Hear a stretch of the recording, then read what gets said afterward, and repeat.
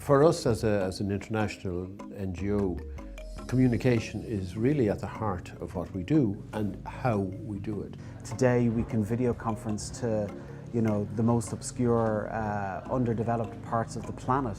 My name is Charles Waberu. I'm the regional IT advisor for Africa. I'm currently sitting in Kampala, the capital city of Uganda. Concern Worldwide is a humanitarian aid and development organisation. We work in 24 countries overseas. We have about 3,500 people working for us. We deal both with humanitarian situations, responding to emergencies, and long-term development, particularly focusing on education, health, nutrition. When we invest in technology, we're investing donor money. So cost and value is something that's extremely important to us. Concern are working in third world countries. They were looking for a solution that was easy to deploy, highly scalable and easy to manage centrally. So video was a perfect fit for that. We needed to make sure that this was going to work in the most robust environments as we possibly could make it. That means poor connectivity, very little IT support, and maybe a user base that would not be very tech savvy. So we needed to be able to really push the envelope with video, and we found that it certainly was able to handle all our expectations. The primary reason for selecting video as our video conferencing technology was multifaceted. It needed to work across multiple different geographies, but yet be very efficient in terms of internet bandwidth usage.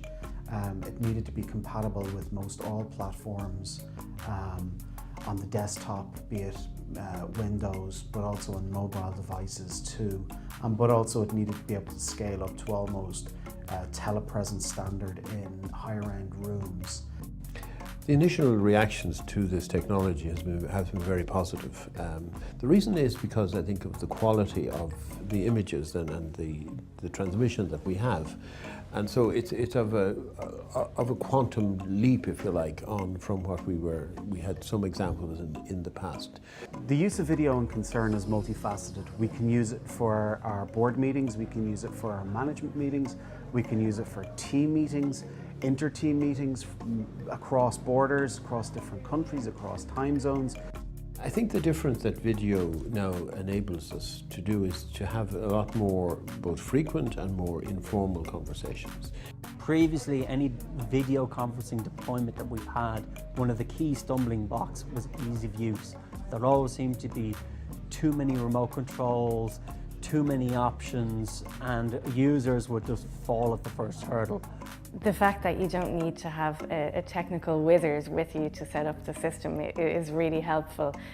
Interviews have just improved in terms of the quality of interaction we're getting with candidates. We're able to see them, see their facial expressions. So it's definitely been very useful for us here in HR in Dublin to be able to recruit high quality staff. Because the quality of the images are so good, you actually feel like you're talking to somebody across the room. And that just enables conversation and communication to be much more effective. Video itself is very easily scalable. Also, it can be virtualized. Video technology enables us not just to communicate with our colleagues within the organisation, but increasingly we work with a very diverse set of partners. In selecting video as a technology, it wasn't just selected for us to have video conferencing system internally. It was also so we could bring in external parties.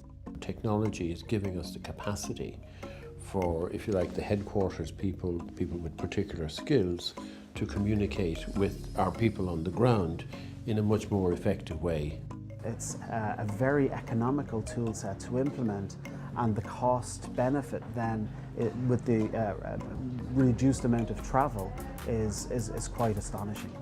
This technology is going to be, if you like, almost the oil through which we're able to communicate better and work together more effectively as individuals and as teams.